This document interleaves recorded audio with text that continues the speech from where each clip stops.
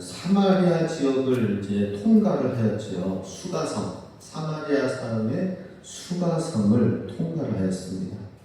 그리고 지금은 이제 오늘 43절, 44절에 보면은 갈릴리로 지나가신다라고 나와 있습니다. 43절 한번 볼까요? 이틀이 지나매 예수께서 거기를 떠나 갈릴리로 가시며 라고 나와 있습니다. 사마리아 수가성에 이틀을 지내고 예수님께서 그들과 함께 영접한 사마리아 사람들과 함께 이틀이나 함께 그들을 쉬었어요. 굉장히 시간을 많이 가졌죠, 그죠? 예수님의 공생의 사역 가운데서는 수가성, 사마리아 사람들, 이방인들에게 굉장히 시간을 함께 먹고 마시면서 하나님의 나라의 것을 말씀하셨어요. 여기서는 어떤 기적도 일어나지도 않았어요. 단지 수가성의 여인이 말씀을 전한 것, 내가 메시아를 만났다, 내가 그리스도를 만났다, 내 생애 가운데 일어난 일들을 말씀하신 그분에 대해서 당신들도 만나보십시오 라고 했을 때에 정말 와서 예수님의 말씀을 보고 믿게 되고, 이제는 우리가 스스로 이 여인의 말을 듣고 믿는 것이 아니라 우리가 스스로 예수님을 믿게 되었다라고 한 것이 지난 시간이었습니다. 이틀이 지나고 나서 이제 갈릴리로 떠나나가십니다. 갈릴리 하면은 어딘지 우리가 좀 잘 모를 수가 있는데 다음 지도를 한번 보겠습니다. 지도 보면은 중간에 가운데 하단 쪽에 예루살렘이 보이죠, 그죠? 예루살렘 보여요? 여기 있죠? 예루살렘. 네. 예루살렘 보이죠? 네. 예루살렘 여기에서 예수님이 기적도 행하시고 말씀도 행하시다가 이제 갈릴리 지역으로 올라가려고 할 때 원래는 대부분 돌아서 갑니다. 이쪽으로 돌아서. 왜냐하면 사마리아 지역이 있기 때문에. 사마리아 지역은 어땠어요? 이방인들이 있는 지역으로 무조건 한다고 해서 이쪽으로 돌아가든지 요단강가 밑으로 내려가든지 그렇게 돌아갑니다. 근데 예수님께서는 이 길로 그대로 갔어요. 이유는 여기에서 한 영혼 이 수가성의 여인을 만나기 위해서죠. 여기서 만나서 우리가 에발산, 그리심산 이 산에서 드려야 됩니까? 예루살렘에서 예배를 드려야 됩니까? 라고 이렇게 물었죠.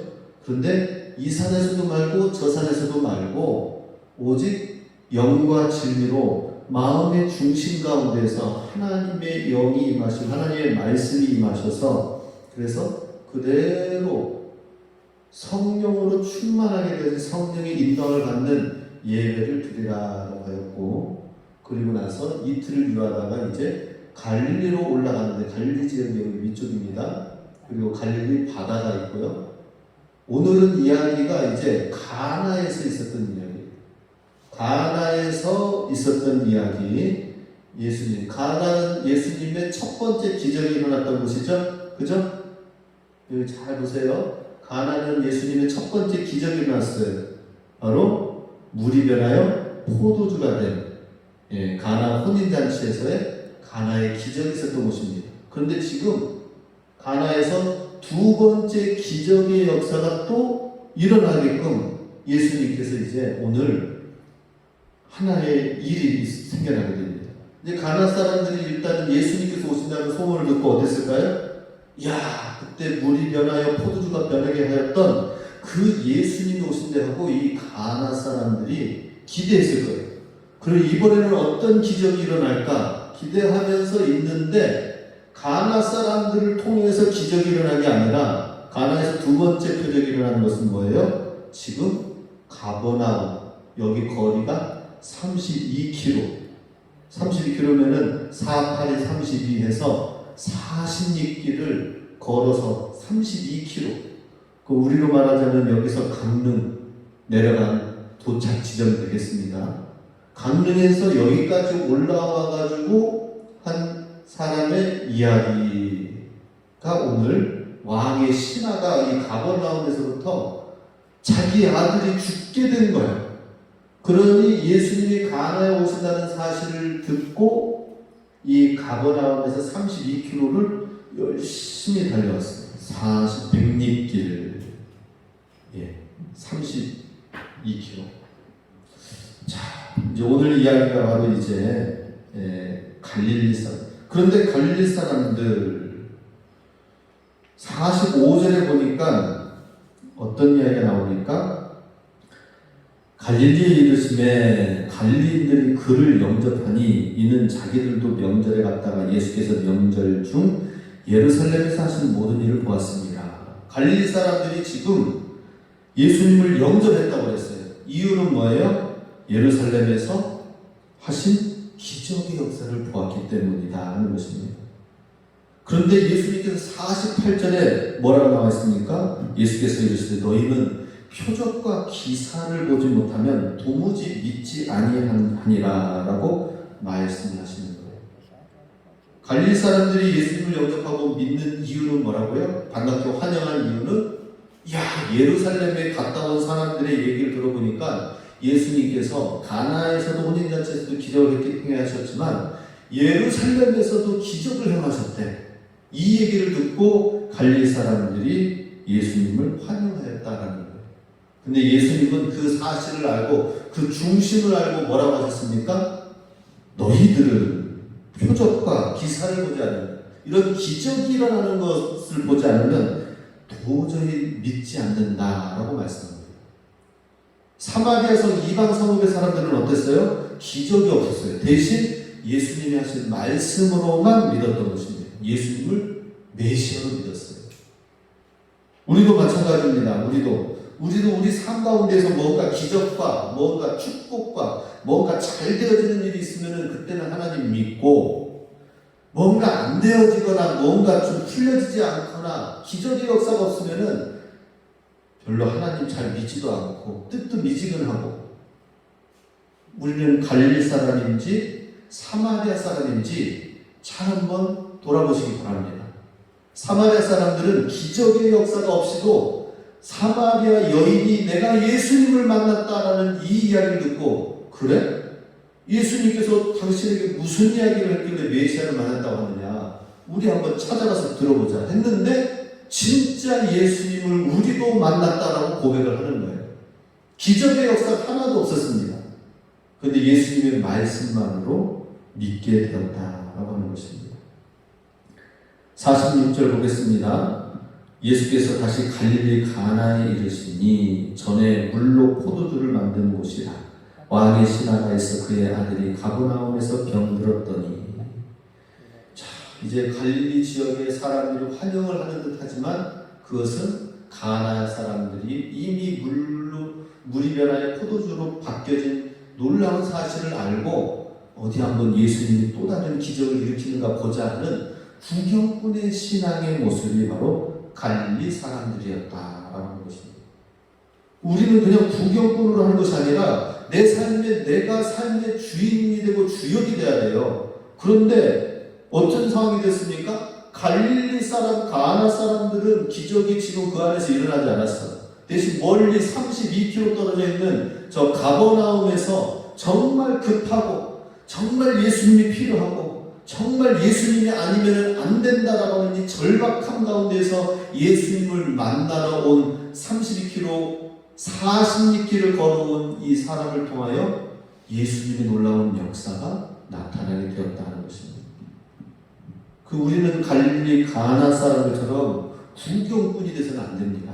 신앙생활의 구경꾼이 아니라 내가 직접 경험해야 돼. 맨날 간증 들은 얘기만, 말씀 들어가지고 간증한 이야기만 듣고 은혜받은 것으로 끝날 것이 아니라 내가 기적의 주인공이 되어야지요.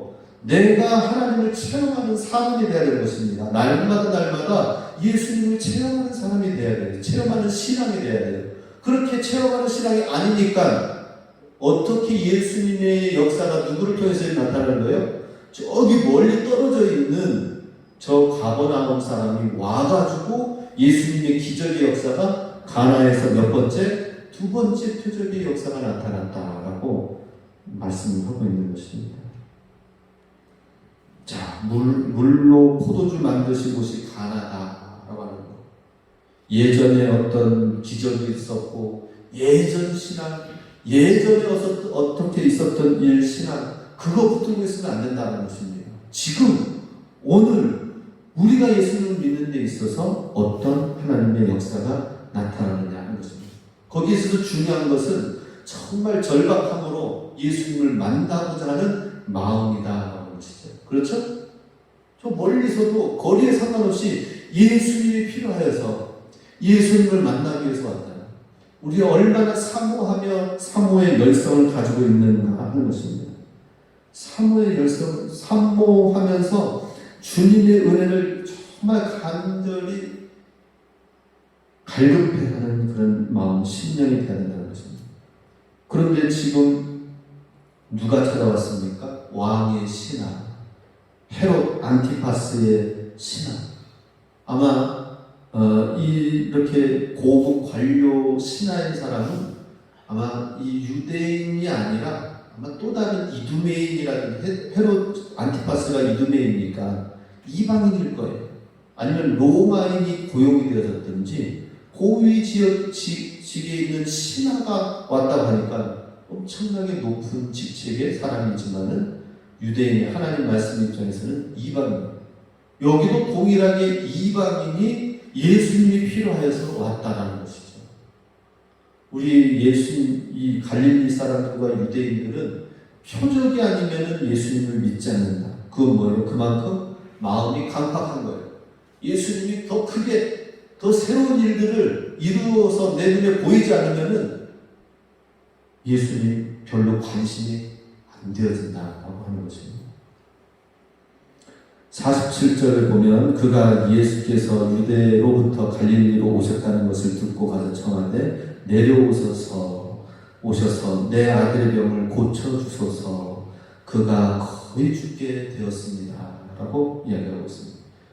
지금 갈릴리로 오셔가지고 내려오셔서 내 아들의 병을 고쳐주세요 라고 간절히 부탁을 하고 있죠. 왜냐하면 내 아들이 거의 죽게 되었기 때문이다 라고 하는 것입니다. 굉장히 시급한 일이 생겼죠. 예수님의 소문을 듣고 온 거죠. 이 왕의 신하는 예수님의 소문을 듣고 왔어요.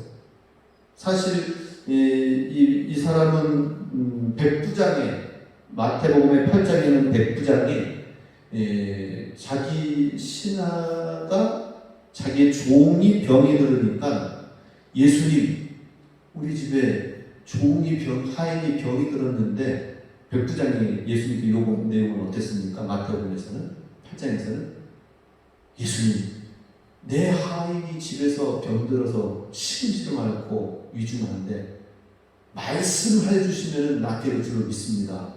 이렇게 얘기한 거예요, 예수님께. 그랬더니 예수님이 뭐라고 했어요?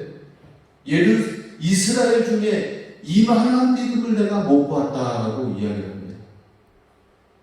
유대인들도 그렇게까지 믿지 못했어요. 그런데 백부장인 이방인이었던 이 백부장은 예수님이 말씀하시면 말씀으로 이렇게 딱 보니까 병든 자는 일어나 걸어라 말씀으로 외치시니까 지켜본 거죠. 그죠? 그러면 거리에 상관없이 주님이 말씀하시면 낫겠다라는 이 믿음을 갖고 백부장은 그렇게 했더니 이만한 믿음을 못 봤노라 칭찬하시고 가라 낫게 되었다라고 말씀하셨습니다. 그리고 집에 가서 보니까 진짜 낫게 된 것이죠. 근데 지금 이 왕의 신하의 이야기는 또 다른 이야기예요. 자기의 아들이 죽어갈 때 예수님 오셔가지고 제가 왔던 32km, 40몇 저랑 같이 제발 저쪽에까지 가셔가지고 우리 아들이 다 죽게 되니까 제발 살려주세요 라고 하는 거예요. 예수님의 소문만 들었지 예수님이 어떻게 일하시고 역사하시는지는 정확하게 모르는 거예요. 그냥 어슴푸레하게 예수님을 소문을 듣고 찾아오는 거예요. 도움을 구하고. 우리도 신앙생활하면서 어슴푸레하게 그냥 신앙생활하면 안 돼요. 정확하게 하나님 말씀을 알아야 돼요. 예수님이 어떤 분이신지 정확하게 알아야 돼요. 우리 지난 주일날 우리 또 새로 오신 집사님이 오늘 잠깐 만났는데요. 주일날 말씀 은혜 받았습니다. 그러면서 내 삶 속에 감사해야 될 일들을 살펴보았고 제가 딱 세 가지 말씀드렸잖아요. 그죠? 예. 감사해야 될 세 가지 부분에 대해서 말씀을 나눴어요. 근데 그 세 가지를 기억하시면서 내 일상생활 가운데서 감사해야 될 일이 무엇인지를 돌아보는 시간을 가졌습니다. 라고 하는 거예요. 그렇게 하나님 말씀을 붙들고 정확하게 알아가는 사람은 많은 말씀이 아니어도 한 말씀 붙들고 일주일을 살아가는 거예요. 그런데 많은 걸 듣는다 하지만 어슴푸레하게 하면은 일주일간 뭘 붙들고 무엇을 어떻게 살아야 될지 모르니까 원망, 불평이 있고 감사치 아니하고 바로 지난 주간에 맥주 감사주의를 보냈는데도 감사해야 될 이유를 모르고 그렇게 사는 것입니다. 어슴푸레하게 왔습니다. 어슴푸레하게 예수님의 소문을 듣고 왔어요. 그런데 이 왕의 신하가 저와 함께 가주시면 참 좋겠습니다. 구했죠. 그런데 49, 50절에 어떻습니까? 주여 내 아이가 죽기 전에 내려와 주시옵소서라고 했을 때 50절 같이 있습니다. 예수께서 이르시되 가라 내 아들이 살아있다 하시니 그 사람이 예수께서 하신 말씀을 믿고 가더니. 자, 어슴푸레한 믿음을 가지고 왔어요. 소문만 듣고 왔어요. 그런데 이제 죽기 전에 제발 와주세요라고 하였을 때에 50절에 뭐라고 했습니까? 가라 내 아들이 살아날 것이다 라고 하는 거예요.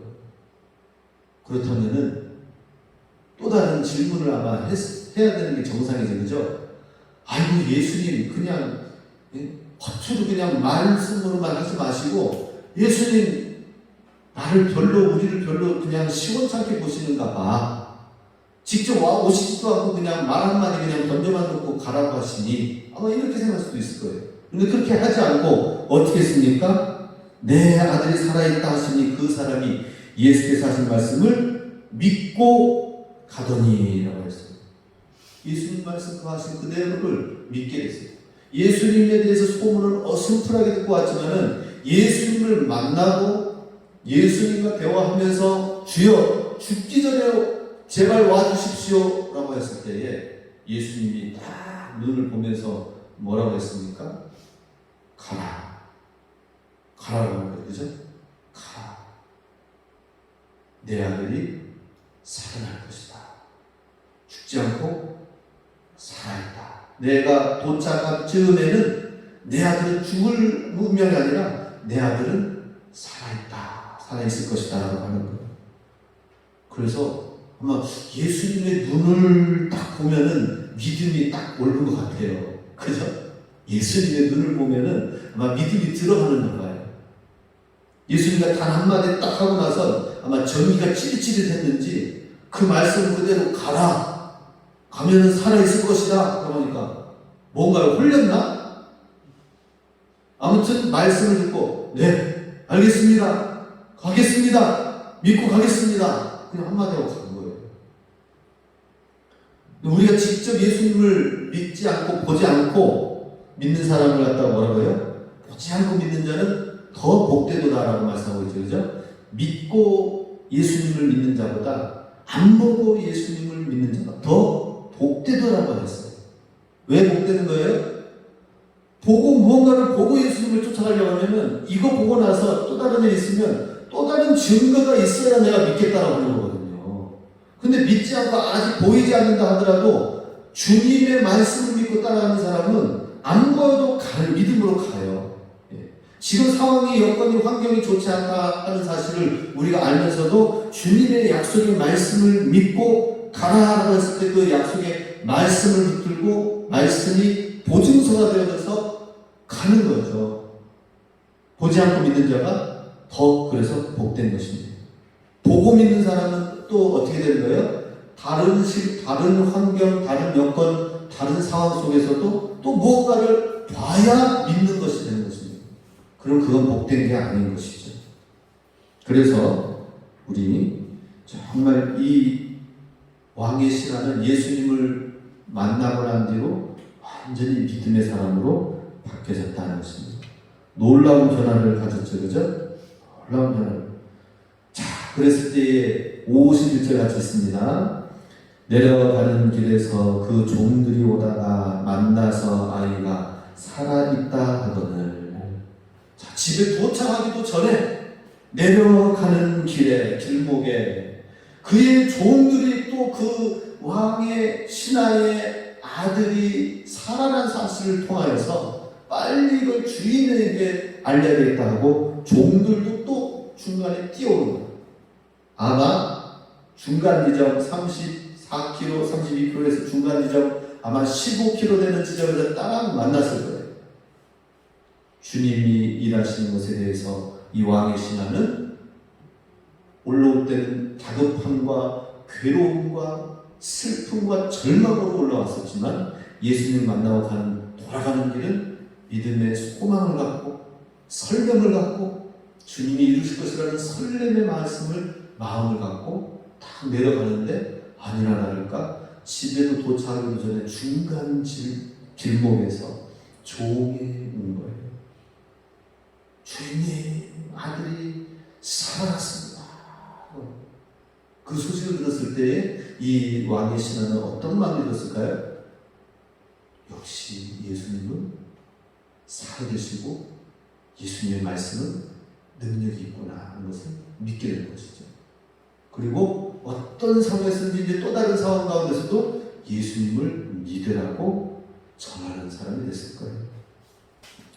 자, 그러나 그 말을 듣고 다시 한번 정확하게 52절에 보면은 그렇게 낫기 시작한 때가 정확히 언제쯤이었느냐라고 묻습니다. 그랬더니 어제 7시쯤이었습니다. 7시라는 것은 우리 이 태양력으로는 오후 1시라는 거예요. 예수님을 오전에 예수님을 만나가지고 가서 그 도착하면은 만날 줄 알고 시간을 열심히 비워가지고 아마 밤새 왔을 거예요.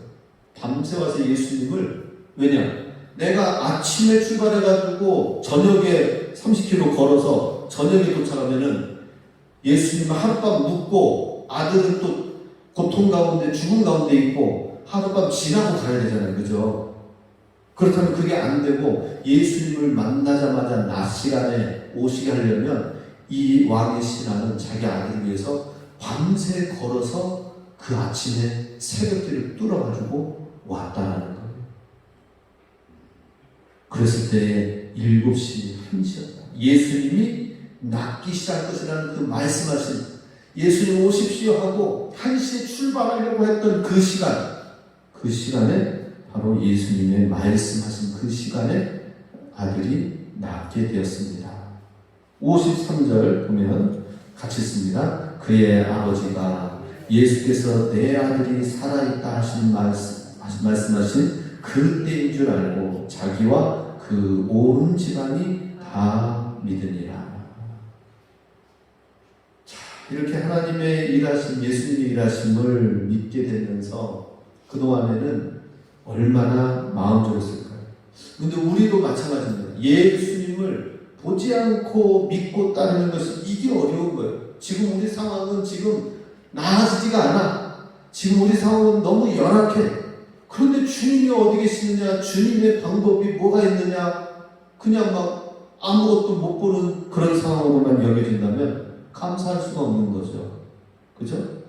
그런데 문제가 뭡니까? 주님의 역사하심과 능력은 우리 믿는 자녀를 위해서 준비하고 스탠바이 가고 있어요. 대신 우리가 하나님의 능력을 제한하고 우리의 불신앙이 문제다 하고 하는 것입니다. 우리 하나님을 제한하지 마시기 바랍니다. 지금 눈에 보이지 않는다 하더라도 하나님이 일하심을 보아야 돼요. 하나님이 일하시고 하나님이 이루실 것을 보아야 됩니다. 그럼 그냥 보아집니까? 주님이 일하실 것을 그냥 여겨지나요? 아니죠. 아직 이루어지지 않지만 우리가 기도의 씨앗을 뿌리는 게 중요하죠. 그죠? 기도의 씨앗을 뿌리지도 않고 그냥 주님이 이루실 것이다 막연하게 될 수가 없는 거예요. 기도의 씨앗을 뿌려야 주님이 일하시고 성령님이 일하시는 것입니다. 아직 이루어지지 않을 때 우리 기도의 씨앗을 소망을 갖고 뿌리시기 바랍니다. 그리고 나서 주님이 일하실 것이다 믿음을 갖고 바라보면서 나가는 거예요. 엘리야도 열심히 기도했죠. 간절히 기도했는데도 또 소식이 없대. 다시 간절히 기도했는데 비소식이 있느냐? 아니요, 없는데요. 그렇게 7번 기도하니까 마지막에 그 좋은 계하시가 뭐라고 합니까?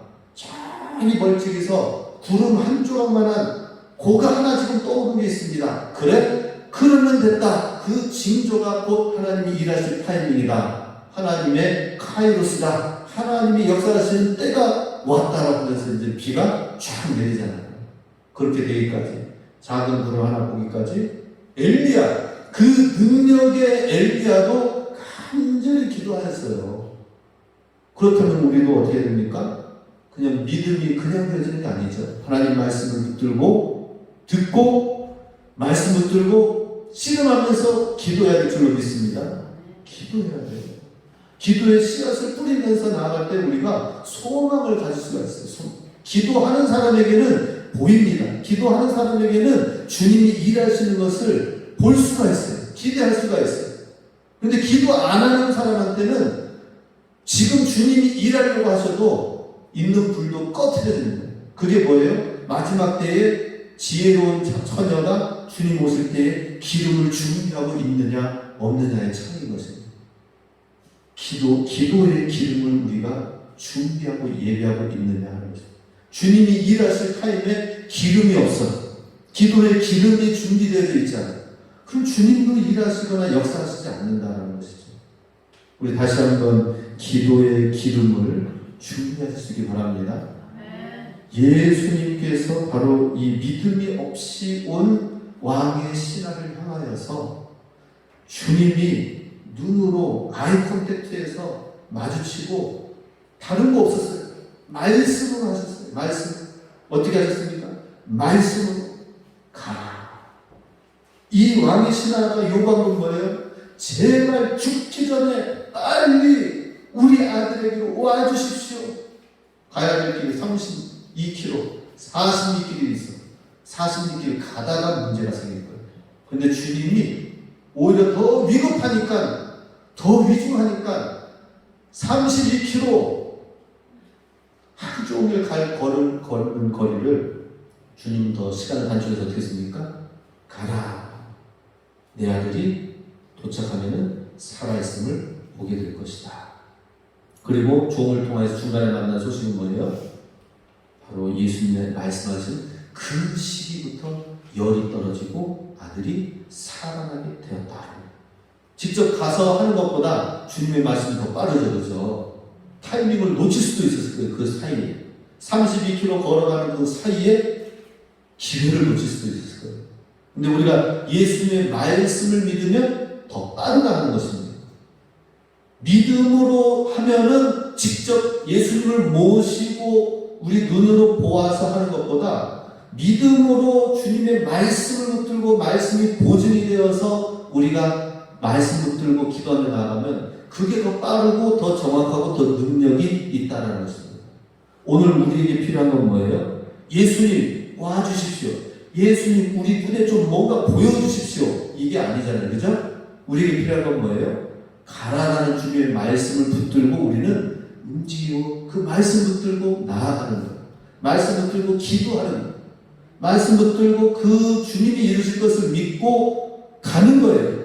그러면은 그 목적지에 도착하기 중간에 이미 주님이 일하시는 소식과 역사를 보여주신다라고 하는 것입니다. 믿음의 눈으로 보아야 된다는 것이죠. 우리 마지막으로 54절 보면은 이것은 예수께서 유대에서 갈릴리로 오신 후에 행하신 두 번째 표적이니라. 이건 우리의 마음 가운데 담기를 원하십니다. 이러한 기적이 그냥 단순한 기적이 아니라 오늘 우리 삶 가운데 말씀해 주시는 하나님의 사인이다라고 말씀하고 있습니다. 단순히 기적이 아니라 표적이라고 하는 건 뭐예요?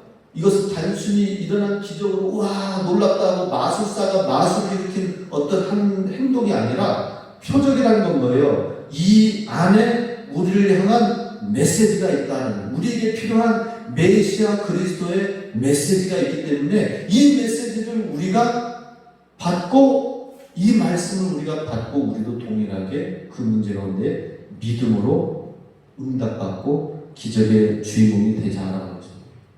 우리 다니엘 기도하는 오륜교회 있지요. 오륜교회. 제가 엊그저께 서울에 잠깐 다녀왔다고 그랬잖아요. 그게 이제 오륜교회에서 뭐 세미나를 하나 했었는데 거기 이제 교회사 교수님, 서울시대 교회사 교수님이랑도 미팅 만남이 좀 있었어요.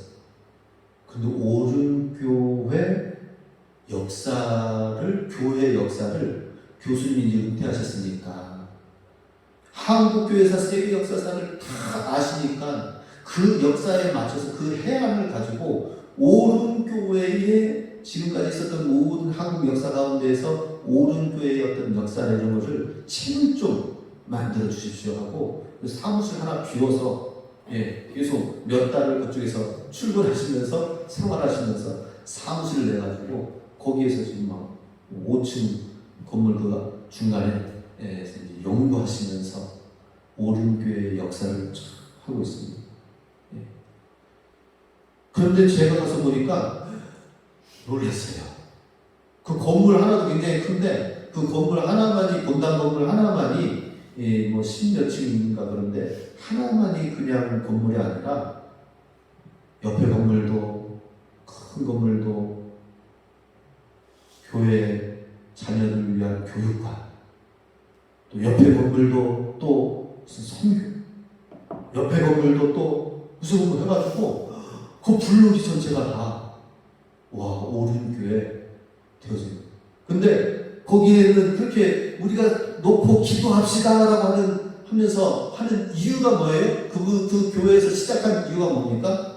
기도하면은 하나님께서 이렇게 개척해가지고 올라와서 상가라든지 건물도 없이 시작한 그 교회에 하나님의 기적의 역사가 이렇게 나타났던 것처럼 우리 한국교회도 동일하게 주님의 능력을 체험하자라고 해서 같이 기도하자는 거 아니겠습니까? 11월 달에만 하나님 앞에 기도하는 것이 아니라 우리가 바로 이와 같이 오늘 말씀처럼 가나의 첫 번째 표정, 두 번째 표정, 물이 변하여 포도주가 되고 말씀을 통하여 왕의 신하의 자녀가 죽은 가운데서 살아나게 되고 이런 놀라운 일들을 우리도 경험하도록 하기 위해서 기적의 주인공이 되라고 하시는 축복의 말씀을 드리기 위해서 이건 기적이 아니라 표적이다 라고 하는 거예요. 우리에게 주시는 메시지다 라고 하는 거예요. 우리에게 주시는 말씀이다 라고 하는 거예요. 우리 주의 말씀을 붙들고 기도의 씨앗을 뿌리실 수 있기 바랍니다. 그 주님이 일하실 것을 믿고 우리도 가나가는 그 말씀에 가면은 중간에 가는 길목에 주님이 일하실 줄 믿습니다. 우리에게 기도의 제목들이 많이 있습니다. 각 가정마다 또 기도 제목들이 있어요. 하나님 기적의 놀라운 역사를 우리도 체험해야 되는 거죠. 정말 우리 성도들 가정마다 축복이 이루어지기 원해요. 그러면은 하나님의 말씀을 그냥 보고 믿는 것이 아니라 보지 않는 가운데에서 기도의 씨앗을 뿌리고 말씀 믿고 가는 게 중요합니다. 말씀을 붙들고 나아가는 게 중요해요. 그리고 나아갔을 때 일어난 모든 일들 속에서 그냥 아들이 살아났다라고 끝나는 것이 아니라 거기에 어떤 일이 있습니까? 자기와 온 집안이 다 믿음이라. 이 사실을 공포하고 이것은 주님이 행하신 일이다라고 외치는 것입니다. 우리도 어떻게 하니까 우연찮게 아들이 살아난다가 아니라 그 시기가 언제냐, 몇 시였냐, 어제 7시였습니다. 우리 태양력으로 어제 낮 1시쯤이었습니다. 그래? 그때는 예수님이 이 말씀을 하셔서 살아날 것이라고 말씀하신 그때였는데 하면서 얘기하니까 그런 일이 있었나요? 예수님의 기적의 역사로 아들이 살아난 건가요? 이 사실이 퍼지면서 온 집안이 믿게 되었다는 것입니다. 중요한 것은 우리 삶이 그냥 하나님 없이 잘 되어지면 별 문제 없으면 땡큐로 사는 것이 아니라 문제가 있는 게 문제가 아니에요. 문제를 통하여서 어떻게 하나님을 믿고 하나님 앞에 기도하고 또 그 다음에 하나님이 이것을 통하여 하나님이 일하셨는가를 체험하여서 하나님을 나타낼 수 있는 기회가 된다면 그게 감사한 일이죠. 그것 때문에 지금까지 모든 삶의 환경을, 내 삶의 환경을 주님이 이끄시는구나. 그렇다면은 이제는 어려워서 하나님을 경험하는 것이 아니라 하나님의 놀라운 축복 가운데서 하나님을 나타내는 그런 사람으로 하나님이 사용하시지 않겠습니까? 우리가 이런 믿음의 관계로 이루어질 수 있기 바랍니다. 보지 않고 하나님의 말씀을 믿고 믿음의 말씀에 또 우리가 기도의 씨앗을 뿌리면서 소망을 갖고 나아갈 때 하나님이 놀라운 주님의 역사로 우리 삶 속에서도 표적과 간증과 놀라운 은혜가 동일하게 나타나는 주님의 이름으로 축복합니다. 아멘. 기도하겠습니다.